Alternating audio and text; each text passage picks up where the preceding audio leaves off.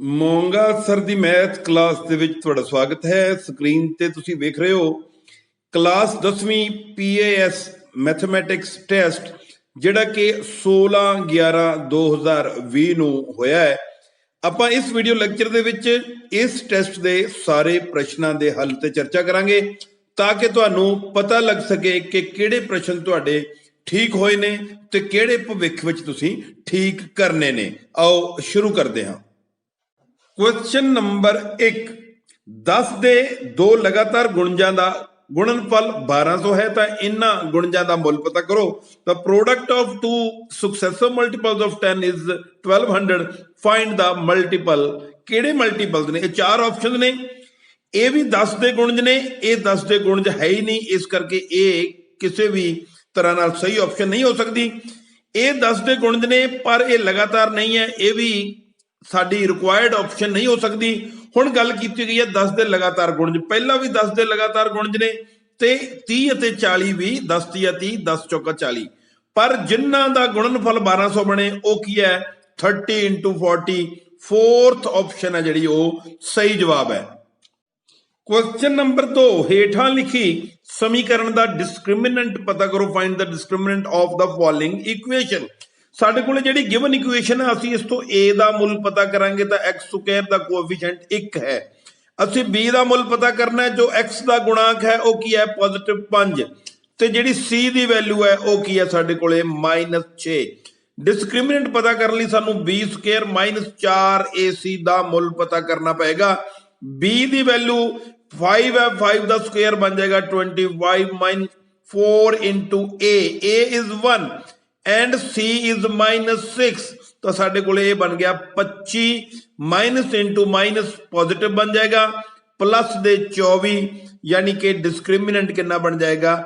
49। ਯਾਨੀ ਕਿ ਇਸ ਦੋ ਘਾਤੀ ਸਮੀਕਰਨ ਦੇ ਲਈ ਡਿਸਕ੍ਰਿਮੀਨੈਂਟ ਫੋਰਥ ਆਪਸ਼ਨ ਜਿਹੜੀ ਹੈ ਉਹ ਸਹੀ ਜਵਾਬ ਹੈ। ਕੁਐਸਚਨ ਨੰਬਰ 3, ਹੇਠ ਦਿੱਤੇ ਰੇਖੀ ਸਮੀਕਰਨ ਜੋੜੇ ਦੇ ਹੱਲ ਪਤਾ ਕਰੋ। ਰੇਖੀ ਸਮੀਕਰਨਾਂ ਦਾ ਜੋੜਾ ਜਿਹੜਾ ਹੈ ਉਹ x + y = 16, x - y = 4। ਚਾਹੋ ਤਾਂ ਤੁਸੀਂ ਸਾਰੇ ਮੁੱਲਾਂ ਨੂੰ ਵਾਰੀ-ਵਾਰੀ ਦੋਨੇ ਸਮੀਕਰਨਾਂ 'ਚ ਭਰ ਕੇ ਵੇਖੋ। ਜੇ ਖੱਬਾ ਪਾਸਾ ਬਰਾਬਰ ਸੱਜਾ ਪਾਸਾ ਹੁੰਦਾ ਹੈ ਤਾਂ ਉਹ ਵਾਲਾ x ਤੇ y ਦਾ ਜਿਹੜਾ ਮੁੱਲ ਹੈ ਉਹ ਸਹੀ ਆਪਸ਼ਨ ਹੋਏਗੀ। ਪਰ ਜੇ ਸਮਾਂ ਬਚਾਉਣਾ ਚਾਹੁੰਦੇ ਹੋ ਤਾਂ ਅਸੀਂ ਪਹਿਲੀ ਸਮੀਕਰਨ ਨੂੰ ਅਸੀਂ 1 ਲਿਖੀਏ ਤਾਂ ਇੱਕ ਸਮੀਕਰਨ ਤੋਂ ਅਸੀਂ ਕੀ ਕਰਾਂਗੇ? x ਦਾ ਮੁੱਲ ਪਤਾ ਕਰ ਸਕਦੇ ਹਾਂ ਜਾਂ y ਦਾ ਮੁੱਲ ਪਤਾ ਕਰ ਸਕਦੇ ਹਾਂ। ਯਾਨੀ ਕਿ ਸਮੀਕਰਨ 1 ਦੇ ਵਿੱਚੋਂ x ਖੱਬੇ ਪਾਸੇ ਰੱਖਿਆ 16 - y ਹੋਗੀ। ਇਹੀ x ਦਾ ਮੁੱਲ ਸਮੀਕਰਨ 2 ਵਿੱਚ x ਦੀ ਥਾਂ ਤੇ ਭਰ ਦਿਆਂਗੇ ਤਾਂ ਉਹ 16 - y ਇਸ x ਦੀ ਥਾਂ ਤੇ ਲਿਖਣ ਉਪਰੰਤ ਮਾਈਨਸ ਦਾ y ਦੁਬਾਰਾ ਆਏਗਾ ਤੇ ਸੱਜੇ ਪਾਸੇ ਤੁਹਾਡੇ ਕੋਲੇ 4 ਹੋਏਗਾ। ਇਹ -y ਤੇ -y ਮਾਈਨਸ ਵਾਲੇ 2y ਬਣ ਗਏ 4, ਇਹ 16 ਰਾਈਟ ਹੈਂਡ ਤੇ ਸ਼ਿਫਟ ਹੋ ਗਏ -16 ਹੋ ਜਾਣਗੇ। ਇਸ ਵੇਲੇ ਤੁਹਾਡੇ ਕੋਲੇ ਕੀ ਆਨਸਰ ਆਏਗਾ? -2y ਤੇ 16 ਚੋਂ 4 ਮਾਈਨਸ ਕਰਾਂਗੇ, ਇਹ ਸਾਡੇ ਕੋਲੇ ਹੋ ਜਾਣਗੇ -12। ਅਸੀਂ ਇਹਨਾਂ ਨੂੰ ਕੈਂਸਲ ਕਰਾਂਗੇ ਨੈਗੇਟਿਵ ਸਾਈਨ ਨੂੰ ਤੇ y ਦੀ ਵੈਲਿਊ 12/2 ਕੈਂਸਲ ਹੋ ਕੇ 6 ਆ ਜਾਏਗੀ। ਜਦੋਂ y ਦੀ ਵੈਲਿਊ 6 ਹੈ, ਅਸੀਂ ਜਿਹੜੀ ਸਮੀਕਰਨ ਤੋਂ x ਦਾ ਮੁੱਲ ਪ੍ਰਾਪਤ ਕੀਤਾ ਸੀ ਉੱਥੇ ਅਸੀਂ y ਦੀ ਥਾਂ ਤੇ ਆ ਜਿਹੜਾ y ਦਾ ਮੁੱਲ ਪਤਾ ਕੀਤਾ ਇਹ ਪੁੱਟ ਕੀਤਾ ਅਸੀਂ। ਇਹ ਸਾਡੇ ਕੋਲੇ x ਦੀ ਵੈਲਿਊ ਜਿਹੜੀ 16 - 6 10 ਹੋ ਗਈ। ਤਾਂ ਕਿਹੜਾ ਜੋੜਾ ਸਹੀ ਹੋਇਆ? x = 10 y = 6। ਥਰਡ ਆਪਸ਼ਨ ਹੈ ਜਿਹੜੀ ਉਹ ਸਾਡਾ ਸਹੀ ਜਵਾਬ ਹੈ। ਕੁਐਸਚਨ ਨੰਬਰ 4, ਸਮੀਕਰਨ ਪ੍ਰਣਾਲੀ x - 4y - 6 = 0 ਅਤੇ 3x - 12y - 18 = 0 ਦੇ ਕਿੰਨੇ ਹੱਲ ਹੋਣਗੇ? How many solutions these pair of equations this and this will have। ਇੱਥੇ ਪਿਆਰੇ ਵਿਦਿਆਰਥੀਓ ਆਪਾਂ ਗੁਣਾਂਕਾਂ ਦੀ ਸਹਾਇਤਾ ਲਵਾਂਗੇ। ਜਿਹੜੀ ਪਹਿਲੀ ਸਮੀਕਰਨ ਹੈ x ਦਾ ਗੁਣਾਂਕ a1 ਹੁੰਦਾ ਹੈ ਤੇ ਦੂਸਰੀ ਸਮੀਕਰਨ 'ਚ x ਦਾ ਗੁਣਾਂਕ ਹੈ ਉਹ a2 ਹੈ, ਯਾਨੀ ਕਿ ਇਹ ਵੈਲਿਊ ਬਣ ਗਈ 1/3। ਇਸੇ ਤਰ੍ਹਾਂ ਅਸੀਂ b1/b2 ਦੀ ਵੈਲਿਊ ਪਤਾ ਕਰਾਂਗੇ। y ਦਾ ਗੁਣਾਂਕ ਜੋ ਪਹਿਲੀ ਸਮੀਕਰਨ ਦਾ ਹੈ -4 ਉਹ b1 ਦਾ ਮੁੱਲ ਹੋਏਗਾ। ਦੂਸਰੀ ਸਮੀਕਰਨ 'ਚ y ਦਾ ਗੁਣਾਂਕ -12 ਇਹ ਸਾਡਾ ਹੋਏਗਾ ਅਗਲਾ b1/b2। ਇਹਨੂੰ ਅਸੀਂ ਕੈਂਸਲ ਕਰਾਂਗੇ, ਇਹ 1 ਆ ਗਿਆ 4 ਤੀਏ 12, ਇਹ ਵੀ ਕੱਟ ਕੇ ਸਾਡੇ ਕੋਲੇ ਕੀ ਹੋ ਗਿਆ 1/3। ਹੁਣ ਅਸੀਂ C1 ਜਿਹੜਾ C1 ਹੈ ਉਹ ਕੀ ਹੈ -6 ਉਹਦੇ ਬਟੇ ਅਸੀਂ ਲਿਖਾਂਗੇ C2 ਦੀ ਵੈਲਿਊ ਉਹ ਕਿੰਨੀ ਹੈਗੀ ਹੈ C2 ਦੀ -18 ਤਾਂ ਇਹਨੂੰ ਵੀ ਜਦੋਂ ਅਸੀਂ ਕੈਂਸਲ ਕਰਾਂਗੇ ਨੈਗੇਟਿਵ ਨੈਗੇਟਿਵ ਕੈਂਸਲ ਹੋ ਕੇ 6 3 ਦਾ 18 ਯਾਨੀ ਕਿ 1/3 ਇੱਥੇ ਕਿਹੜੀ ਕੰਡੀਸ਼ਨ ਲੱਗਦੀ ਹੈ A1 ਬਟੇ A2 ਬਰਾਬਰ ਹੈ B1 ਬਟੇ B2 ਬਰਾਬਰ ਹੈ C1 ਬਟੇ C2 ਜਦੋਂ ਇਹ ਸਾਰੀਆਂ ਵੈਲਿਊਜ਼ ਬਰਾਬਰ ਹੋ ਜਾਣ ਤਾਂ ਉਸ ਵੇਲੇ ਅਨੇਕ ਹੱਲ ਹੁੰਦੇ ਆ ਯਾਨੀ ਕਿ ਆਪਸ਼ਨ ਜਿਹੜੀ ਥਰਡ ਹੈ ਉਹ ਸਹੀ ਜਵਾਬ ਹੈ। ਕੁਐਸਚਨ ਨੰਬਰ 5 12 + x, 14 + 2x, 16 ਵਗੈਰਾ ਵਗੈਰਾ ਇਹ ਕੁਝ ਡਾਟਾ ਹੈ ਸਾਡੇ ਕੋਲ। ਅਸੀਂ ਕੀ ਕਰਨਾ ਹੈ ਮੱਧਮਾਨ ਪਤਾ ਕਰਨਾ the mean of the given data we have to find. ਪਰ ਵਿਦਿਆਰਥੀਓ ਮੀਨ ਫਾਈਂਡ ਕਰਨ ਦਾ ਜਿਹੜਾ ਸੂਤਰ ਹੈ x ਬਾਰ = ਪ੍ਰੇਖਣਾਂ ਦਾ ਜੋੜ ਬਟੇ ਪ੍ਰੇਖਣਾਂ ਦੀ ਗਿਣਤੀ ਯਾਨੀ ਕਿ sum of observation upon number of observation. ਜਦੋਂ ਅਸੀਂ ਇਹਨਾਂ ਆਬਜ਼ਰਵੇਸ਼ਨ ਦੀ ਐਡੀਸ਼ਨ ਕਰਨੀ ਹੈ ਤਾਂ ਉਦੋਂ ਜਿਹੜੀਆਂ x ਟਰਮਸ ਨੇ x ਵਾਲੀਆਂ ਜਿਹੜੀਆਂ ਆਬਜ਼ਰਵੇਸ਼ਨ ਨੇ ਉਹਨਾਂ ਨੂੰ ਅਸੀਂ ਸੈਪਰੇਟਲੀ ਐਡ ਕਰਾਂਗੇ ਤਾਂ x 1 time 2 time 3 time x ਹੋ ਗਿਆ and 1 time 4 time positive x ਹੈ 1 time negative x and 3 time negative x ਯਾਨੀ ਕਿ 4 ਟਾਈਮ ਹੀ ਨੈਗੇਟਿਵ x ਤਾਂ x ਟਰਮ ਉਨੀਆਂ ਹੀ ਪੋਜ਼ਿਟਿਵ ਆ ਉਨੀਆਂ ਨੈਗੇਟਿਵ ਜਿਹੜੀਆਂ ਉਹ ਕੈਂਸਲ ਹੋ ਜਾਣਗੀਆਂ। ਹੁਣ ਵਿਦਆਊਟ x ਟਰਮ ਨੂੰ ਜੇ ਐਡ ਕਰਾਂਗੇ ਉਹ ਨੇ 12 14 16 18 20 22 24 ਇਹਨਾਂ ਸਾਰਿਆਂ ਦੀ ਐਡੀਸ਼ਨ 126 ਹੈ ਤੇ ਇਹਨਾਂ ਦੀ ਗਿਣਤੀ 7 ਹੈ। ਜਦੋਂ ਅਸੀਂ ਇਹਨੂੰ ਕੈਂਸਲ ਕਰਾਂਗੇ 18 ਯਾਨੀ ਕਿ ਮੱਧਮਾਨ 18 ਆਪਸ਼ਨ ਜਿਹੜੀ ਸੈਕੰਡ ਹੈ ਉਹ ਇਸ ਪ੍ਰਸ਼ਨ ਲਈ ਸਹੀ ਵਿਕਲਪ ਹੈ। ਕੁਐਸਚਨ ਨੰਬਰ 6 ਜੇਕਰ ਮੱਧਕਾ ਬਰਾਬਰ A ਮੱਧਮਾਨ ਬਰਾਬਰ B ਤਾਂ ਬਹੁਲਕ ਕੀ ਹੋਵੇਗਾ। ਸਾਨੂੰ ਇੱਕ ਰਿਲੇਸ਼ਨ ਯਾਦ ਹੋਵੇਗਾ 3 ਟਾਈਮ ਮੱਧਕਾ ਯਾਨੀ ਕਿ 3 ਵਾਰੀ ਮੱਧਕਾ ਉਹਦੇ ਚੋਂ ਮਾਈਨਸ ਕਰ ਦਈਏ 2 ਵਾਰੀ ਮੱਧਮਾਨ ਯਾਨੀ ਕਿ 2 ਟਾਈਮਸ ਆਫ ਮੀਨ ਇਕੁਅਲ ਹੋਏਗਾ 1 ਟਾਈਮ ਬਹੁਲਕ ਯਾਨੀ ਕਿ ਮੋਡ। ਤਾਂ ਇਸ ਰਿਲੇਸ਼ਨ ਵਿੱਚ ਮੱਧਕਾ A ਹੈ ਤਾਂ 3 ਤੋਂ ਬਾਅਦ ਮੱਧਕਾ ਲਿਖਣ ਦੀ ਬਜਾਏ ਮੱਧਕਾ ਨੂੰ ਉਹਨੇ A ਕਿਹਾ -2 ਟਾਈਮਸ ਮੱਧਮਾਨ ਨਹੀਂ ਲਿਖਣਾ ਮੱਧਮਾਨ ਨੂੰ B ਕੰਸੀਡਰ ਕਰਨਾ ਹੈ 2B ਇਕੁਅਲ ਟੂ ਕੀ ਹੋ ਜਾਏਗਾ ਬਹੁਲਕ ਯਾਨੀ ਕਿ ਮੋਡ। ਪਿਆਰੇ ਵਿਦਿਆਰਥੀਓ ਬਹੁਲਕ ਪਤਾ ਕਰਨਾ ਹੈ ਆਪਸ਼ਨ ਥਰਡ ਹੈ ਜਿਹੜੀ ਉਹ ਇਸ ਪ੍ਰਸ਼ਨ ਲਈ ਰਾਈਟ ਆਪਸ਼ਨ ਹੈ।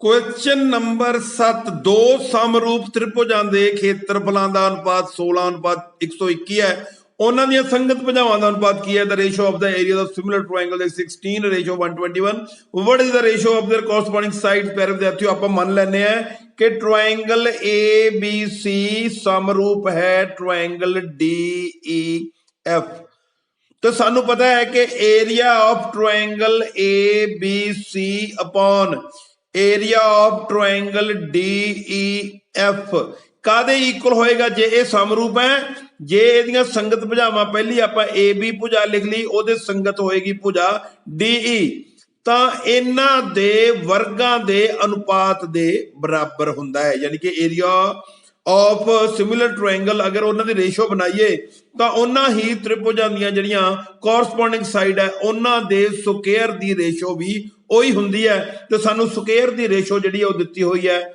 16/121 ਇਹ ਸਾਈਡਾਂ ਦਾ ਸਕੁਅਰ ਹੈ। ਆਪਾਂ ਕੀ ਕਰਨਾ ਹੈ ਇਸ ਨੂੰ ਵੀ ਸਕੁਅਰ ਫਾਰਮ ਚ ਕਨਵਰਟ ਕਰ ਲਈਏ ਤਾਂ ਇਹ ਹੋ ਗਿਆ 4/11 ਸਕੁਅਰ। इधरले पासे साडे कोले AB स्क्वायर नीचे है DE स्क्वायर। हुण स्क्वायर सारा ऊपर नीचे कैंसल होके ओनली AB अपॉन DE यानी कि संगत भुजावां दा अनुपात की बन गया 4/11। ऑप्शन जिहड़ी साडी फोर्थ है वो सही जवाब है। क्वेश्चन नंबर 8 पहलियां 11 प्राकृतिक संख्यावां दी मध्यका की है। What is the median of first 11 natural numbers 1 2 3 4 5 6 7 8 9 10 and 11 कॉमे पा लो। ये पहलियां 11 प्राकृतिक संख्यावां ने यानी कि नैचुरल नंबर ने। विचकारला जिहड़ा मुੱਲ ਹੁੰਦਾ ਉਹ ਮੱਧਕਾ ਹੁੰਦਾ ਜੇ ਕਿਤੇ ਨੰਬਰ ਨੂੰ ਅਸੈਂਡਿੰਗ ਆਰਡਰ ਵਿੱਚ ਲਿਖਿਆ ਹੋਵੇ ਤਾਂ ਪਿਆਰੇ ਵਿਦਿਆਰਥੀਓ ਇਹ ਪਹਿਲਾਂ ਹੀ ਅਸੈਂਡਿੰਗ ਆਰਡਰ ਵਿੱਚ ਹੈ ਤਾਂ 5 ਨੂੰ ਇੱਕ ਪਾਸੇ 5 ਨੂੰ ਦੂਸਰੇ ਪਾਸੇ ਛੱਡ ਕੇ ਜਿਹੜਾ ਵਿਚਕਾਰਲਾ ਮੁੱਲ ਹੈ 6 is the median of first 11 natural number यानी कि ऑप्शन फोर्थ जड़ा वो सही विकल्प है। क्वेश्चन नंबर 9 ਦਿੱਤੀ ਸਮੀਕਰਨ ਡੈਸ਼ ਹੈ ਦਾ ਗਿਵਨ ਇਕੁਏਸ਼ਨ ਇਜ਼ ਡੈਸ਼। ਆਪਾਂ ਇਹਨਾਂ ਚਾਰ ਆਪਸ਼ਨਸ ਦੇ ਵਿੱਚੋਂ ਪਤਾ ਕਰਨਾ ਕਿ ਇਹ ਇਕੁਏਸ਼ਨ ਕਿਹੜੀ ਹੈ। ਪਿਆਰੇ ਵਿਦਿਆਰਥੀਓ ਪਹਿਲਾਂ ਆਪਾਂ ਲੈਫਟ ਹੈਂਡ ਸਾਈਡ ਦੇ ਵਿੱਚ x-1 ਹੋਲ ਕਿਊਬ ਨੂੰ ਐਕਸਪੈਂਡ ਕਰਦੇ ਆ। ਇਹ ਬਣ ਗਿਆ x³ -3x² ਪਲੱਸ 3x ਤੇ ਨਾਲ ਐਂਡ ਤੇ ਹੋਏਗਾ -1। ਰਾਈਟ ਹੈਂਡ ਸਾਈਡ ਸਾਡੇ ਕੋਲੇ ਹੈ x³ प्लस 5x -3। ਹੁਣ ਲੈਫਟ ਹੈਂਡ ਸਾਈਡ ਦੇ ਵਿੱਚ ਵੀ x³ ਹੈ, ਰਾਈਟ ਹੈਂਡ ਸਾਈਡ ਦੇ ਵਿੱਚ ਵੀ x³, ਉਹ ਕੈਂਸਲ ਹੋ ਜਾਣਗੇ। ਸਾਡੇ ਕੋਲੇ ਇਹਦੇ ਵਿੱਚ x² ਵਾਲੀ ਟਰਮ ਆ ਉਹ ਐਜ਼ ਇਟ ਇਜ਼ ਰਹੇਗੀ, ਕੈਂਸਲ ਨਹੀਂ ਹੋਏਗੀ। ਜੇ ਆਪਾਂ ਇਸ ਸਾਰੇ ਨੂੰ ਇੱਕ ਪਾਸੇ ਸ਼ਿਫਟ ਕਰ ਲਾਂਗੇ ਤਾਂ ਸਾਨੂੰ ਕਲੀਅਰ ਨਜ਼ਰ ਆਏਗਾ ਕਿ ਇਹ ਦੋ ਘਾਤੀ ਸਮੀਕਰਨ ਹੈ। ਆਪਸ਼ਨ 2 ਹੈ ਜਿਹੜੀ ਉਹ ਰਾਈਟ ਆਪਸ਼ਨ ਹੋਏਗੀ। ਕੁਐਸਚਨ ਨੰਬਰ 10 ਇੱਕ ਚੱਕਰ ਦੀਆਂ ਦੋ ਸਪਰਸ਼ ਰੇਖਾਵਾਂ ਆਪਸ ਵਿੱਚ 60 ਡਿਗਰੀ ਦਾ ਕੋਣ ਬਣਾਉਂਦੀਆਂ ਹਨ। ਤਾਂ ਪਿਆਰੇ ਵਿਦਿਆਰਥੀਓ ਆਪਾਂ ਇੱਕ ਰਫ ਜਿਹਾ ਚਿੱਤਰ ਬਣਾਉਣੇ ਆ। ਇਹ ਸਾਡਾ ਇੱਕ ਸਰਕਲ ਹੈ, ਇਹ ਸਾਡੀਆਂ ਦੋ ਸਪਰਸ਼ ਰੇਖਾਵਾਂ ਜਿਹੜੀਆਂ ਕਿਸੇ ਬਾਹਰੀ ਬਿੰਦੂ ਤੇ ਇਕੱਠੀਆਂ ਝੁਕੀਆਂ ਹੋਣ ਉੱਥੇ ਇਹ ਬਣਾਉਂਦੀਆਂ ਨੇ 60 ਡਿਗਰੀ ਦਾ ਕੋਣ। ਚੱਕਰ ਦੇ ਜਿਹੜੇ ਦੋ ਅਰਧ ਵਿਆਸਾਂ ਦਾ ਅੰਤ ਬਿੰਦੂ ਤੇ ਇਹ ਸਪਰਸ਼ ਰੇਖਾਵਾਂ ਖਿੱਚੀਆਂ ਗਈਆਂ ਹਨ। ਇਹ ਸਪਰਸ਼ ਰੇਖਾ ਇੱਥੋਂ ਆ ਰਹੀ ਹੈ ਤੇ ਇਹ ਅਰਧ ਵਿਆਸ ਹੈ ਜਿਸ ਦੇ ਅੰਤ ਬਿੰਦੂ ਤੋਂ ਇਹ ਸਪਰਸ਼ਿਕਾ ਰਾਈਟ ਹੈਂਡ ਸਾਈਡ ਨੂੰ ਜਾਂਦੀ ਹੈ। ਇਵੇਂ ਇੱਕ ਹੋਰ ਆਪਾਂ ਅਰਧ ਵਿਆਸ ਖਿੱਚਦੇ ਹਾਂ, ਉਸ ਦੇ ਵੀ ਇਸ ਸਿਰੇ ਤੋਂ ਇਹ ਜਿਹੜੀ ਸਪਰਸ਼ ਰੇਖਾ ਚੱਲ ਕੇ ਬਾਹਰ ਜਾ ਕੇ ਇਹ ਆਪਸ ਵਿੱਚ 60 ਦਾ ਕੋਣ ਬਣਾਉਂਦੀਆਂ ਹੈ। ਅਗਲੀ ਗੱਲ ਕੀ ਹੈ ਕਿ ਉਹ ਆਪਸ ਵਿੱਚ ਇੱਕ ਦੂਸਰੇ ਨਾਲ ਕਿੰਨਾ ਕੋਣ ਬਣਾਉਂਦੇ ਹਨ, ਯਾਨੀ ਕਿ ਇਹ ਅਰਧ ਵਿਆਸ ਜਿਹੜੇ ਹਨ ਇਹ ਆਪਸ ਵਿੱਚ ਕਿੰਨਾ ਕੋਣ ਬਣਾਉਂਦੇ ਹਨ। ਪਿਆਰੇ ਵਿਦਿਆਰਥੀਓ ਇਹ ਤੁਸੀਂ ਸਿੱਧੇ ਤਰੀਕੇ ਨਾਲ ਵੀ ਸਮਝ ਸਕਦੇ ਹੋ ਵੀ ਚਤੁਰਭੁਜ ਹੈ, ਚਤੁਰਭੁਜ ਦੇ 4 ਕੋਣ ਹੁੰਦੇ ਆ। ਇੱਥੇ ਤਾਂ ਸਮਕੋਣ ਬਣਨਾ, ਜਿੱਥੇ ਅਰਧ ਵਿਆਸ ਤੇ ਸਪਰਸ਼ ਰੇਖਾ ਮਿਲਦੀਆਂ ਹਨ ਉੱਥੇ 90 ਦਾ ਕੋਣ ਬਣਦਾ ਹੈ। ਇਹਦਾ ਮਤਲਬ ਦੋ ਕੋਣ 90-90 ਦੇ ਹੋ ਗਏ। ਜਿਹੜੇ ਰਹਿੰਦੇ ਦੋ ਕੋਣ ਹੋ ਗਏ ਉਹਨਾਂ ਦਾ ਜੋੜ ਵੀ 180 ਹੋਊ, ਕਿਉਂਕਿ ਚਤੁਰਭੁਜ ਦੇ 4 ਕੋਣ ਦਾ ਜੋੜ ਕਿੰਨਾ ਹੁੰਦਾ 360 ਡਿਗਰੀ।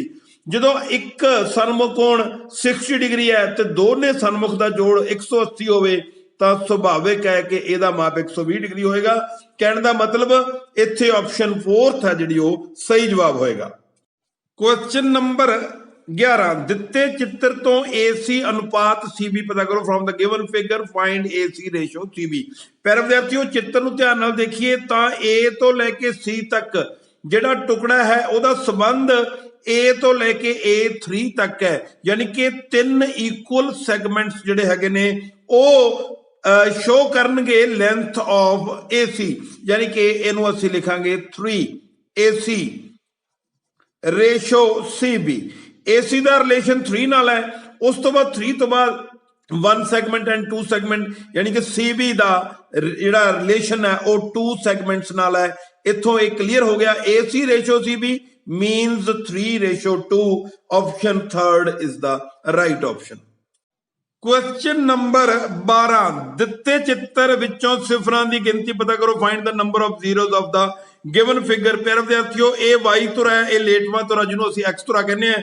ਇਹ ਗ੍ਰਾਫ ਲਾਈਨ ਹੈ, X ਧੁਰੇ ਨੂੰ 1 2 3 ਬਿੰਦੂਆਂ ਤੇ ਕੱਟਦੀ ਹੈ, ਇਸ ਕਰਕੇ ਇੱਥੇ ਸਿਫਰਾਂ ਦੀ ਗਿਣਤੀ ਹੋਏਗੀ। ਤੁਸੀਂ ਧਿਆਨ ਨਾਲ ਵੇਖ ਸਕਦੇ ਹੋ ਸਿਫਰਾਂ ਦੀ ਗਿਣਤੀ ਹੋਏਗੀ 3, ਯਾਨੀ ਕਿ 3rd ਆਪਸ਼ਨ ਹੀ ਹੈ ਜਿਹੜੀ ਸਾਡੀ ਉਹ ਸਹੀ ਜਵਾਬ ਹੈ। ਕੁਐਸਚਨ ਨੰਬਰ 13 ਦੋ ਘਾਤੀ ਬਹੁਪਦ ਬਣਾਓ ਜਿਸ ਦੀਆਂ ਸਿਫਰਾਂ ਦਾ ਜੋੜਫਲ -4 ਅਤੇ ਸਿਫਰਾਂ ਦਾ ਗੁਣਨਫਲ 8 ਹੈ। Form a quadratic polynomial whose sum of zeros is -4 and product of zeros is 8। ਸਾਨੂੰ ਪਤਾ ਹੈ ਕਿ ਅਸੀਂ ਦੋ ਘਾਤੀ ਬਹੁਪਦ ਦਾ ਵਿਆਪਕ ਰੂਪ ਕਿਵੇਂ ਲਿਖ ਸਕਦੇ ਹਾਂ। ਭਾਵੇਂ ਤਾਂ x ਚਲ ਦੀ ਸਹਾਇਤਾ ਨਾਲ ax² plus bx plus c ਲਿਖ ਲਓ, ਜਾਂ ਅਸੀਂ y ਚਲ ਵਰਤਣਾ ਹੋਵੇ ਤਾਂ ay² plus by plus c। ਇਹ ਸਾਡਾ ਵਿਆਪਕ ਰੂਪ ਦਾ ਦੋ ਘਾਤੀ ਬਹੁਪਦ ਹੈ। ਸਿਫਰਾਂ ਦਾ ਜੋੜਫਲ ਕੀ ਹੁੰਦਾ ਹੈ -b/a ਜਿਹਦੀ ਵੈਲਿਊ ਆਲਰੇਡੀ ਗਿਵਨ ਹੈ -4। ਐਵੇਂ ਸਿਫਰਾਂ ਦਾ ਗੁਣਨਫਲ ਕੀ ਹੁੰਦਾ ਹੈ ਓਨਲੀ c/a ਜਿਹਦੀ ਵੈਲਿਊ ਦਿੱਤੀ ਹੋਈ ਹੈ 8। ਅਸੀਂ ਇਹਨਾਂ ਦੇ ਨੀਚੇ 1 ਲਿਖ ਸਕਦੇ ਹਾਂ। ਹੁਣ ਇੱਥੇ a ਦੇ ਅਗੇਂਸਟ 1 ਹੈ, ਦੂਸਰੇ ਇਕੁਏਸ਼ਨ ਦੇ ਵਿੱਚ ਵੀ a the value Ki against ਕੀ ਆ 1। ਤਾਂ ਸਾਨੂੰ ਇੱਥੋਂ ਕੀ ਪ੍ਰਾਪਤ ਹੁੰਦਾ ਹੈ a ਦਾ ਵੈਲਿਊ, ਯਾਨੀ ਕਿ LCM of both the denominator is 1। ਇਹਦਾ ਮਤਲਬ a ਦੀ ਵੈਲਿਊ ਕਨਫਰਮਡ ਹੈ 1। ਅਸੀਂ ਪਹਿਲੀ ਸਮੀਕਰਨ ਦੇ ਵਿੱਚ a ਨੂੰ 1 ਕੰਸੀਡਰ ਕਰਾਂਗੇ ਤਾਂ -b ਤੇ -4 ਦਾ ਮਾਈਨਸ ਕੈਂਸਲ ਹੋ ਕੇ ਸਾਨੂੰ ਕੀ ਪ੍ਰਾਪਤ ਹੋਏਗਾ b ਦੀ ਵੈਲਿਊ ਓਨਲੀ 4, ਯਾਨੀ ਕਿ +4। ਇਸੇ ਤਰ੍ਹਾਂ ਜੇ ਇੱਥੇ ਅਸੀਂ 1 ਕੰਸੀਡਰ ਕਰਦੇ ਹਾਂ ਕਿਉਂਕਿ a ਦੀ ਵੈਲਿਊ, ਤਾਂ c = 8 ਯਾਨੀ ਕਿ c ਦੀ ਵੈਲਿਊ ਕੀ ਹੋ ਜਾਏਗੀ ਸਾਡੀ 8। a = 1, b = 4 and c = 8। ਅਸੀਂ a b c the value ਨੂੰ ਇਸ ਬਹੁਪਦ ਵਿੱਚ ਭਰ ਦਈਏ ay² + by + c। ਸਾਨੂੰ ਕੀ ਪ੍ਰਾਪਤ ਹੋਏਗਾ? a ਦੀ ਜਗ੍ਹਾ ਤੇ ਅਸੀਂ 1 ਲਿਖਾਂਗੇ, ਨਾ ਵੀ ਲਿਖਾਂਗੇ ਸਰ ਜਾਏਗਾ, y² ਪਲੱਸ ਪੋਜ਼ਿਟਿਵ b ਦੀ ਵੈਲਿਊ 4 ਦੇ ਨਾਲ y ਲਗਾ ਕੇ c ਦੀ ਵੈਲਿਊ ਅਸੀਂ 8 ਲਿਖਾਂਗੇ। ਸਾਡੀ ਆਪਸ਼ਨ ਸੈਕੰਡ ਹੈ ਜਿਹੜੀ ਇਹ ਸਹੀ ਜਵਾਬ ਹੋਏਗਾ। ਕੁਐਸਚਨ ਨੰਬਰ 14, ਜੇਕਰ ਦੋ ਸੰਖਿਆਵਾਂ ਦਾ ਮਹੱਤਮ ਸਮਾਪ ਵਰਤਕ 40 ਹੋਵੇ ਤਾਂ ਇਹਨਾਂ ਵਿੱਚੋਂ ਕਿਹੜਾ ਲੱਲਾ ਸੱਸਾ ਵਾਵਾ ਯਾਨੀ ਕਿ ਲਘੁੱਤਮ ਸਮਾਪ ਵਰਤਿਆ ਨਹੀਂ ਹੋ ਸਕਦਾ? If HC of two numbers be 40 then which of the following cannot be their LCM? ਪਿਆਰੇ ਵਿਦਿਆਰਥੀਓ ਯਾਦ ਰੱਖਣਾ, ਜਿਨ੍ਹਾਂ ਦੋ ਸੰਖਿਆਵਾਂ ਦਾ ਮਹੱਤਮ ਸਮਾਪ ਵਰਤਕ 40 ਹੈ ਉਹਨਾਂ ਦਾ ਲਘੁੱਤਮ ਸਮਾਪ ਵਰਤਿਆ 40 ਤੋਂ ਛੋਟਾ ਨਹੀਂ ਹੋ ਸਕਦਾ। ਇਹਦਾ ਮਤਲਬ ਕਿਹੜੀ ਸੰਖਿਆ 40 ਤੋਂ ਛੋਟੀ ਹੈ? 20 ਹੈ। ਇਹਦਾ ਮਤਲਬ ਜਿਨ੍ਹਾਂ ਸੰਖਿਆਵਾਂ ਦਾ HC of 40 ਹੈ ਉਹਨਾਂ ਦਾ LCM less than 40 ਨਹੀਂ ਹੋਵੇਗਾ। 20 is the right option। Question number 15, ਚਿੱਤਰ ਅਨੁਸਾਰ PA ਅਤੇ PB ਚੱਕਰ ਦੀਆਂ ਦੋ ਸਪਰਸ਼ ਰੇਖਾਵਾਂ ਹਨ। ਜੇਕਰ PA ਬਰਾਬਰ 9 ਸੈਂਟੀਮੀਟਰ ਅਤੇ APB ਇਹ ਵਾਲਾ ਕੋਣ ਹੈ APB 60 ਡਿਗਰੀ ਹੋਵੇ ਤਾਂ AB ਪਤਾ ਕਰੋ। ਯਾਨੀ ਕਿ ਅਸੀਂ AB ਦੀ ਲੈਂਥ ਪਤਾ ਕਰਨੀ ਹੈ। P and PB are two tangents such that PA is equal to 9 centimeter. Angle APB is 60 degree. Find AB।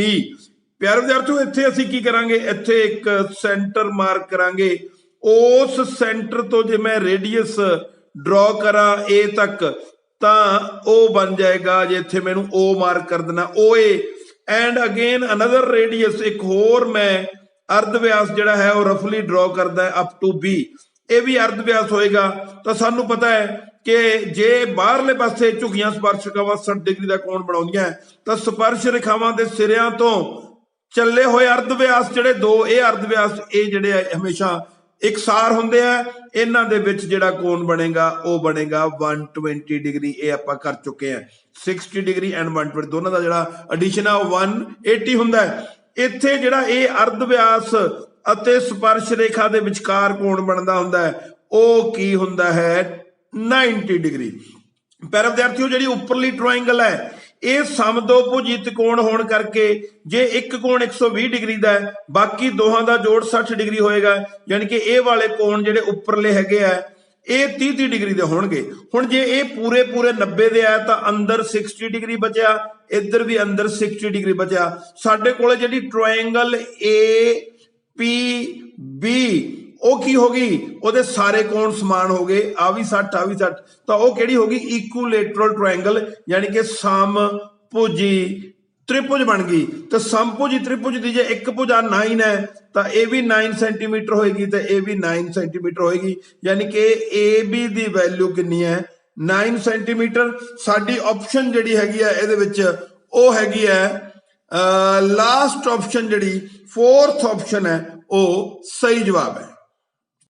Question number 16, ਜੇਕਰ ਚੱਕਰ ਜਿਸ ਦਾ ਕੇਂਦਰ O ਹੈ ਦੇ ਬਾਹਰੀ ਬਿੰਦੂ P ਤੋਂ ਚੱਕਰ ਦੀਆਂ ਸਪਰਸ਼ ਰੇਖਾਵਾਂ ਆਪਸ ਵਿੱਚ 80 ਡਿਗਰੀ ਦਾ ਕੋਣ ਬਣਾਉਂਦੀਆਂ ਹਨ ਤਾਂ ਐਂਗਲ POA ਪਤਾ ਕਰੋ। ਇੱਥੇ ਕੀ ਹੈ ਕਿ ਆਹ ਵਾਲਾ ਬਿੰਦੂ P ਹੈ ਜਿਹੜਾ ਤੁਸੀਂ ਵੇਖਦੇ ਹੋ, ਇੱਥੇ ਆਹ ਸਪਰਸ਼ ਰੇਖਾ ਇੱਕ PA ਤੇ PB 80 ਡਿਗਰੀ ਦਾ ਕੋਣ ਬਣਾਉਂਦੀਆਂ ਹਨ। ਇਹ ਸਪਰਸ਼ ਰੇਖਾਵਾਂ ਦੇ ਵਿਚਕਾਰ ਦੀ ਇੱਕ ਹੋਰ ਰੇਖਾ ਜਾਂਦੀ ਹੈ ਜਿਹੜੀ ਕੇਂਦਰ ਨੂੰ ਮਿਲਦੀ ਹੈ ਤੇ ਇਹਨਾਂ ਸਪਰਸ਼ ਰੇਖਾਵਾਂ ਤੋਂ ਹੀ ਅਰਧ ਵਿਆਸ ਜਿਹੜੇ ਹੈਗੇ ਆ ਉਹ ਸਾਨੂੰ OA ਤੇ OB ਨਜ਼ਰ ਆਉਂਦੇ ਆ। ਤਾਂ ਪਿਆਰੇ ਵਿਦਿਆਰਥੀਓ ਇੱਥੇ ਤੁਸੀਂ ਵੇਖ ਸਕਦੇ ਹੋ ਕਿ ਇੱਕ ਸਾਡੀ ਥਿਊਰਮ ਹੈ ਕਿ ਚੱਕਰ ਦੇ ਬਾਹਰੀ ਬਿੰਦੂ ਤੋਂ ਖਿੱਚੀਆਂ ਸਪਰਸ਼ ਰੇਖਾਵਾਂ ਦੀ ਲੰਬਾਈ ਸਮਾਨ ਹੁੰਦੀ ਹੈ। ਅਸੀਂ ਉਸ ਨੂੰ ਵਰਤਦੇ ਹੋਏ ਕਹਾਂਗੇ PA ਬਰਾਬਰ PB। ਇਹਨਾਂ ਦੋ ਤਿਕੋਣਾਂ 'ਚ ਇਹ ਸਾਂਝੀ ਭੁਜਾ ਹੋ ਗਈ ਤੇ ਇੱਥੇ ਸਪਰਸ਼ ਰੇਖਾ ਤੇ ਅਰਧ ਵਿਆਸ ਦੇ ਜਿਹੜੇ ਵਿੱਚ ਕੋਣ ਬਣਦਾ 90 ਡਿਗਰੀ, ਇੱਥੇ ਵੀ 90 ਡਿਗਰੀ। ਭਾਵ ਇਹ ਦੋ ਤਿਕੋਣਾ RHS ਸਰਬੰਗ ਸਮਤਾ ਕਸੌਟੀ ਅਨੁਸਾਰ ਸਰਬੰਗ ਸਮ ਨੇ। ਜਦੋਂ ਕੋਈ ਦੋ ਤਿਕੋਣਾ ਸਰਬੰਗ ਸਮ ਹੋਣ ਤਾਂ ਉਹਨਾਂ ਦੇ ਅਨੁਸਾਰੀ ਕੋਣ ਜਿਹੜੇ ਆ ਉਹ ਸਮਾਨ ਹੁੰਦੇ ਆ। ਇੱਥੇ ਕੀ ਹੈ ਕਿ ਆਹ ਵਾਲਾ ਕੋਣ ਵੱਡਾ APB ਇਹਦੇ ਦੋ ਟੁਕੜੇ ਇਕੁਅਲ ਹੋ ਗਏ ਕਿਉਂਕਿ ਆਹ ਦੋਨੇ ਅਨੁਸਾਰੀ ਕੋਣ ਹੈ ਦੋ ਟ੍ਰਾਇੰਗਲ ਦੇ। ਇਸ ਕਰਕੇ ਜੇ ਪੂਰਾ 80 ਹੈ ਤਾਂ ਉੱਪਰ ਕੀ ਹੈ 40, ਥੱਲੇ ਵੀ 40। ਉੱਪਰ ਵਾਲੀ ਜਿਹੜੀ ਟ੍ਰਾਇੰਗਲ ਹੈ ਉਹਦੇ ਵਿੱਚ ਅਸੀਂ ਇੱਕ ਕੋਣ 90 ਦਾ ਪਤਾ ਕਰ ਚੁੱਕੇ ਹਾਂ, ਇੱਕ 40 ਦਾ ਪਤਾ ਕਰ ਚੁੱਕੇ ਹਾਂ ਤੇ ਜਿਹੜਾ ਪਤਾ ਕਰਨਾ ਹੈ POA ਉਹ ਕਿੰਨੇ ਦਾ ਹੋਏਗਾ 50 ਡਿਗਰੀ, ਕਿਉਂਕਿ ਤਿੰਨਾਂ ਕੋਣਾਂ ਦਾ ਜੋੜ ਹੈ ਜਿਹੜਾ ਉਹ ਹਮੇਸ਼ਾ 180 ਡਿਗਰੀ ਹੁੰਦਾ ਹੈ। ਤਾਂ ਇਸ ਪ੍ਰਸ਼ਨ ਦਾ ਉੱਤਰ ਅਸੀਂ ਵੇਖਦੇ ਹਾਂ। ਇਸ ਪ੍ਰਸ਼ਨ ਦੀ ਆਪਸ਼ਨ ਜਿਹੜੀ 4th ਹੈ 50 ਡਿਗਰੀ, ਇਹ ਸਹੀ ਜਵਾਬ ਹੈ। ਕੁਐਸਚਨ ਨੰਬਰ 17, ਇਹਨਾਂ ਵਿੱਚੋਂ ਕਿਹੜੀ AP ਨਹੀਂ ਹੈ? Which of the following is not N AP not N arithmetic progression. ਪਰ ਵਿਦਿਆਰਥੀਓ, ਇਹ ਲੜੀਆਂ ਜਿਹੜੀਆਂ 4 ਦਿੱਤੀਆਂ, ਇਹਨਾਂ ਵਿੱਚ ਤੁਸੀਂ ਕਿਸੇ ਪਾਸੇ ਤੋਂ ਭਾਵੇਂ ਪਹਿਲੇ ਤੋਂ ਆਖਰ ਵੱਲ ਨੂੰ ਜਾਂ ਆਖਰੀ ਤੋਂ ਪਹਿਲੇ ਵੱਲ ਨੂੰ ਅੰਤਰ ਚੈੱਕ ਕਰਨਾ ਹੈ। ਜੇ ਉਹ ਅੰਤਰ ਹਰ ਸਟੈਪ ਤੇ ਸਮਾਨ ਹੈ ਤਾਂ ਉਹ AP ਹੈ। ਇਧਰੋਂ ਸ਼ੁਰੂ ਕਰਦੇ ਹਾਂ। 2 ਦੇ ਵਿੱਚੋਂ 2 ਮਾਈਨਸ ਕੀਤੇ 0, ਫਿਰ 2 ਮਾਈਨਸ ਕੀਤੇ 0, ਫਿਰ 2 ਮਾਈਨਸ ਕੀਤੇ 0, ਯਾਨੀ ਕਿ ਅੰਤਰ ਸਮਾਨ ਹੈ। 4 ਤੇ 3 7 ਤੇ 3 10, ਯਾਨੀ ਕਿ ਅੰਤਰ 3 ਦਾ ਸਮਾਨ ਹੈ। 14 ਤੇ 4 18, 18 ਤੇ 3 21, 21 ਤੇ 2 23, ਯਾਨੀ ਕਿ ਅੰਤਰ ਕਿਤੇ 4 ਹੈ, ਕਿਤੇ 3 ਹੈ, ਕਿਤੇ 2 ਹੈ। ਇਹ 3rd ਹੀ AP ਨਹੀਂ ਹੈ। ਇਹ AP ਹੈ ਜੀ। ਅੱਗੋਂ ਵੇਖਦੇ ਹਾਂ 2 ਤੇ 5 7, 7 ਤੇ 5 12, ਯਾਨੀ ਕਿ 3rd ਆਪਸ਼ਨ ਜਿਹੜੀ ਆ ਉਹ AP ਨਹੀਂ ਹੈ। ਕੁਐਸਚਨ ਨੰਬਰ 18, ਇਹਨਾਂ ਵਿੱਚੋਂ ਕਿਹੜੀ ਪ੍ਰਮੇୟ ਸੰਖਿਆ ਨਹੀਂ ਹੈ? Which of the following is not a rational number. ਪਿਆਰੇ ਵਿਦਿਆਰਥੀਓ, ਰੈਸ਼ਨਲ ਨੰਬਰ ਯਾਨੀ ਕਿ ਪ੍ਰਮੇୟ ਸੰਖਿਆਵਾਂ ਦਾ ਦਸ਼ਮਲਵ ਰੂਪ ਜਾਂ ਤਾਂ ਅੰਤ ਸਹਿਤ ਹੁੰਦਾ ਹੈ ਜਾਂ ਅੰਤ ਰਹਿਤ ਆਵਰਤੀ ਹੁੰਦਾ ਹੈ। ਅਪਰਮੇय ਦਾ ਦਸ਼ਮਲਵ ਰੂਪ ਅੰਤ ਰਹਿਤ ਅਣਆਵਰਤੀ ਹੁੰਦਾ ਹੈ। ਇੱਥੇ ਸੈਕੰਡ ਆਪਸ਼ਨ ਹੈ ਜਿਹੜੀ, ਇਹ ਦਸ਼ਮਲਵ ਰੂਪ ਅੰਤ ਰਹਿਤ ਅਣਆਵਰਤੀ, ਇਸ ਕਰਕੇ ਇਹ ਹੀ ਪ੍ਰਮੇय ਸੰਖਿਆ ਨਹੀਂ ਹੈ। ਕੁਐਸਚਨ ਨੰਬਰ 19, ਪਹਿਲੀਆਂ 10 ਪ੍ਰਕਿਰਤਕ ਸੰਖਿਆਵਾਂ ਦਾ ਜੋੜ ਪਤਾ ਕਰੋ। Find the sum of first 10 natural number. ਪਿਆਰੇ ਵਿਦਿਆਰਥੀਓ, ਪਹਿਲੀ ਨੈਚੁਰਲ ਨੰਬਰ ਜਿਹੜਾ ਹੁੰਦਾ 1 ਹੁੰਦਾ ਹੈ, ਤੇ 10ਵੀਂ ਜਿਹੜੀ ਪ੍ਰਕਿਰਤਕ ਸੰਖਿਆ ਉਹ ਕਿੰਨੀ ਹੁੰਦੀ ਹੈ 10। ਜਦੋਂ ਅਸੀਂ ਇਹਨਾਂ ਨੂੰ ਇੱਕ ਲੜੀ ਦੇ ਰੂਪ 'ਚ ਲਿਖਦੇ ਆ ਤਾਂ ਇਹ ਇੱਕ ਅੰਕ ਗਣਿਤਕ ਲੜੀ ਹੀ ਹੋਏਗੀ, ਜਿਹਦੀ ਪਹਿਲੀ ਟਰਮ A ਨੂੰ ਅਸੀਂ 1 ਕਹਾਂਗੇ, ਤੇ ਜਿਹੜੀ ਲਾਸਟ ਟਰਮ ਹੈ 10ਵੀਂ ਉਹ L, ਉਹ ਕਿੰਨੀ ਹੋਏਗੀ 10, ਕਿਉਂਕਿ ਅਸੀਂ 10 ਨੈਚੁਰਲ ਨੰਬਰ ਲੈਣੇ ਆ। ਹੁਣ ਇਹਨਾਂ 10 ਦਾ ਜੋੜ ਤੁਸੀਂ ਵੈਸੇ ਵੀ ਲਿਖ ਕੇ ਕਰ ਸਕਦੇ ਹੋ, ਪਰ AP ਦੇ ਵਿੱਚ sum of n terms equals to n/2 into first term plus last term ਹੁੰਦੀ ਹੈ, ਯਾਨੀ ਕਿ sum of 10 term equal to 10/2 into first ਕੀ ਹੈ 1 plus last ਕੀ ਹੈ 10। ਸਾਡੇ ਕੋਲੇ ਕੀ ਹੋ ਗਿਆ 2 5s are 10, 5 into 11 ਯਾਨੀ ਕਿ 55 ਹੈ, ਜਿਹੜਾ 3rd ਆਪਸ਼ਨ ਹੈ ਸਾਡੀ ਉਹ ਸਹੀ ਜਵਾਬ ਹੈ। ਕੁਐਸਚਨ ਨੰਬਰ 20, ਅੰਕ ਗਣਿਤਕ ਲੜੀ ਦਾ ਸਾਂਝਾ ਅੰਤਰ ਪਤਾ ਕਰੋ ਜਿੱਥੇ what is the common difference of an AP in which ਇਸ ਵੇਲੇ ਜਿਹੜਾ ਸਾਨੂੰ ਸਟੇਟਮੈਂਟ ਦਿੱਤਾ ਹੈ ਉਹ ਹੈ A10 minus A8 equals to 42, ਯਾਨੀ ਕਿ ਅਸੀਂ ਇਸ ਇਕੁਏਸ਼ਨ ਤੋਂ ਹੀ ਸਾਂਝਾ ਅੰਤਰ ਪਤਾ ਕਰਨਾ ਹੈ। ਅਸੀਂ ਪਹਿਲਾਂ A10 ਦੀ ਵੈਲਿਊ ਲਿਖਦੇ ਹਾਂ, ਉਹ ਕੀ ਹੁੰਦਾ ਹੈ A plus 9D। ਫਿਰ ਲਿਖਦੇ ਹਾਂ A8 ਦੀ ਵੈਲਿਊ, ਉਹ ਹੁੰਦਾ ਹੈ A plus 7D। ਸਾਡੀ ਜਿਹੜੀ ਸਟੇਟਮੈਂਟ ਹੈ ਉਹਦੇ ਵਿੱਚ ਕੀ ਹੈ A plus 9D ਚੋਂ ਅਸੀਂ ਮਾਈਨਸ ਕਰਨਾ ਹੈ A plus 7D, ਉਹਦੇ ਨਾਲ ਸਾਨੂੰ ਪ੍ਰਾਪਤ ਕੀ ਹੁੰਦਾ ਹੈ 42। ਅਸੀਂ ਇਹਨੂੰ ਸਿੰਪਲੀਫਾਈ ਕਰਦੇ ਹਾਂ A plus 9D, A ਜਿਹੜਾ ਬਾਹਰ ਮਾਈਨਸ ਹੋਣ ਕਰਕੇ ਨੈਗੇਟਿਵ ਹੋ ਜਾਏਗਾ, 7D ਵੀ ਨੈਗੇਟਿਵ ਹੋ ਜਾਏਗਾ। ਰਾਈਟ ਹੈਂਡ ਤੇ ਸਾਡੇ ਕੋਲ 42 ਹੈ, A negative A positive cancel, 9D positive ਚੋਂ ਮਾਈਨਸ ਕੀਤਾ 7D, only 2D equals to 42, ਤੇ D ਦੀ ਵੈਲਿਊ ਸਾਡੇ ਕੋਲੇ ਜਿਹਨੂੰ ਅਸੀਂ ਸਾਂਝਾ ਅੰਤਰ ਕਹਿੰਦੇ ਆ ਕਾਮਨ ਡਿਫਰੈਂਸ, ਉਹਦੀ ਵੈਲਿਊ ਹੋ ਜਾਏਗੀ ਕੈਂਸਲ ਹੋਣ ਤੋਂ ਬਾਅਦ 21, ਯਾਨੀ ਕਿ 4th ਆਪਸ਼ਨ ਸਾਡੀ ਸਹੀ ਜਵਾਬ ਹੈ। ਇਸ ਤੋਂ ਬਾਅਦ ਤੁਸੀਂ ਇਸ ਟੈਸਟ ਵਿੱਚ ਆਏ ਸਾਰੇ 20 ਪ੍ਰਸ਼ਨਾਂ ਦੀ ਆਨਸਰ ਕੀ ਵੇਖੋਗੇ। ਪਰ ਵਿਦਿਆਰਥੀਓ, ਜਿਨ੍ਹਾਂ ਨੇ ਮੇਰੇ ਚੈਨਲ ਨੂੰ ਸਬਸਕ੍ਰਾਈਬ ਕੀਤਾ ਹੋਇਆ ਬਹੁਤ ਅੱਛੀ ਗੱਲ, ਜਿਨ੍ਹਾਂ ਨੇ ਨਹੀਂ ਕੀਤਾ ਸਬਸਕ੍ਰਾਈਬ ਜ਼ਰੂਰ ਕਰੋ ਤਾਂ ਕਿ ਤੁਹਾਨੂੰ ਮੇਰੀਆਂ ਵੀਡੀਓਜ਼ ਤੁਰੰਤ ਉਹਨਾਂ ਦੀ ਨੋਟੀਫਿਕੇਸ਼ਨ ਮਿਲ ਜਾਵੇ ਤੇ ਤੁਸੀਂ ਉਹਨਾਂ ਦਾ ਲਾਭ ਉਠਾਉਂਦੇ ਰਹੋ। ਤੁਹਾਡਾ ਬਹੁਤ ਬਹੁਤ ਧੰਨਵਾਦ। ਵੇਖੋ ਆਨਸਰ ਕੀ। ਸਕਰੀਨ ਤੇ ਤੁਸੀਂ ਵੇਖ ਰਹੇ ਹੋ 20 ਪ੍ਰਸ਼ਨਾਂ ਦੇ ਆਨਸਰ ਤੇ ਉਹਨਾਂ ਨਾਲ ਸੰਬੰਧਿਤ ਆਨਸਰ ਕੀ। ਪਰ ਵਿਦਿਆਰਥੀਓ, ਤੁਸੀਂ ਇਹਦਾ ਸਕਰੀਨਸ਼ਾਟ ਵੀ ਲੈ ਸਕਦੇ ਹੋ। ਇਸ ਦੇ ਨਾਲ ਹੀ ਇੱਕ ਵਾਰੀ ਫੇਰ ਮੋਂਗਾ ਸਰ ਦੀ ਮੈਥ ਕਲਾਸ ਵੱਲੋਂ ਤੁਹਾਡਾ ਸਾਰਿਆਂ ਦਾ ਧੰਨਵਾਦ।